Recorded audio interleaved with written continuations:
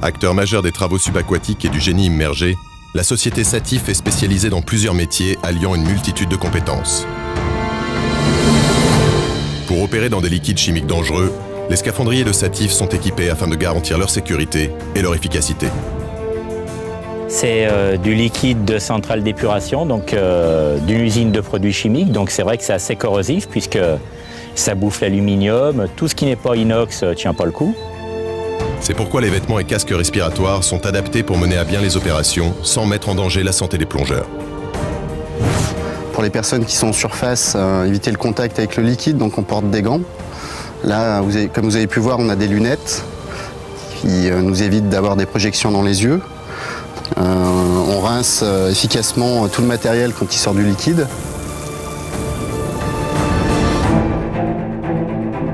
Satif intervient également fréquemment pour des entreprises de TP pour tout type de travaux sous-marins, comme c'est le cas ici sur une microcentrale hydroélectrique pour concevoir un bâtard d'eau destiné à détourner un canal adjacent à la rivière d'Ain pour isoler de l'eau la zone de chantier.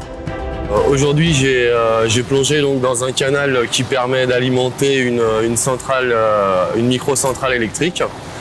Donc le but de l'intervention est de bâtarder en définitive ce canal afin de pouvoir isoler de l'eau la centrale, puisqu'il y a une société qui intervient pour remettre en état cette centrale électrique.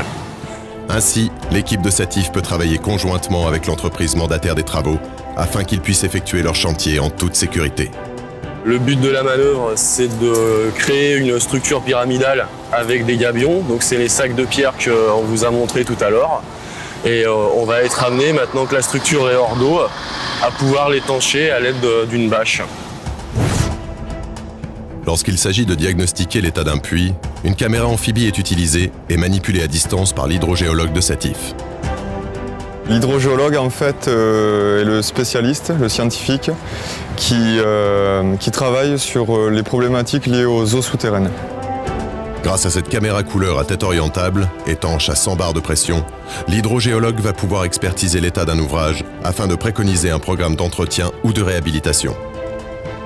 La technicité des intervenants est un facteur essentiel dans cette activité, car elle fait appel à des compétences permettant d'effectuer la globalité des travaux liés au diagnostic. Cette caméra est reliée via un câble qu'on appelle un coaxial à la régie, sur laquelle un écran vidéo permet de faire l'inspection à proprement parler. Également spécialisé en création de forages d'eau et de piézomètres, Satif intervient chez des particuliers ou pour des industriels, comme ici dans une carrière. Ici, en fait, on est là pour exploiter la mine, qu'ils puissent exploiter la mine au plus facilement possible, surtout au plus rapide.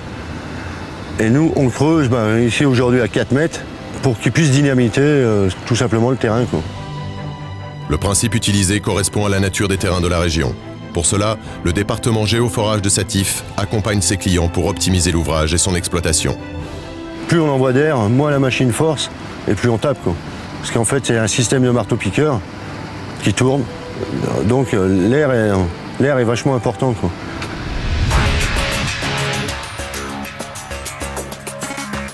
Équipés pour être opérationnels sur l'eau comme sous l'eau, les scaphandriers de Satif Ouvrages d'Art plongent en eau fluviale ou maritime pour diagnostiquer l'état des ponts, barrages, écluses, quais ou cuves de réservoirs incendie. On est là pour le compte du Conseil général du Rhône afin de faire un diagnostic des fondations et un relevé bathymétrique sur le pont Bonaparte.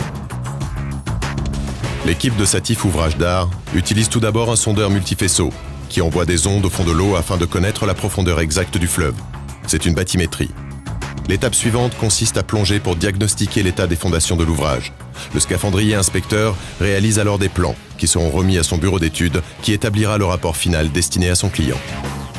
Donc le but est de trouver les éventuelles pathologies, donc des affouillements, des fissures, des fractures, des disjointements, des déformations de caissons et la corrosion éventuelle de toutes les pièces métalliques qui peuvent se trouver sur la fondation. Toujours sur l'eau, mais cette fois au bord d'un lac, les équipes de Satif interviennent pour consolider les fondations d'un slipway. Alors un slipway, c'est une rampe de mise à l'eau pour les bateaux, quoi. Donc là, on est sur un site qui est une école de voile. Et ce qui se passe, c'est qu'au bout de ce slipway, donc il y a un angle qui fait une cassure, mais dessous, il y a un affouillement. Donc c'est-à-dire que le terrain, il est parti, c'est en train de se creuser. Et si on laisse les choses dans l'état, dans quelque temps, ça risque de s'effondrer, quoi, tout simplement. C'est pourquoi le scaphandrier descend avec les outils appropriés pour réaliser un coffrage qui sera constitué de tôles de 2 mètres de large. Une fois le béton immergé mis en place par les scaphandriers, il constituera alors les nouvelles fondations du slipway. Pour limiter la laitance, ce qu'on appelle la laitance, c'est ce qui vient du béton et qui remonte à la surface. Pour éviter qu'elle s'éparpille sur une grande surface du lac, on fait un barrage flottant. Donc ce barrage flottant a une petite, une petite bâche qui va sous l'eau et qui permet de retenir un petit peu cette laitance dans une zone confinée.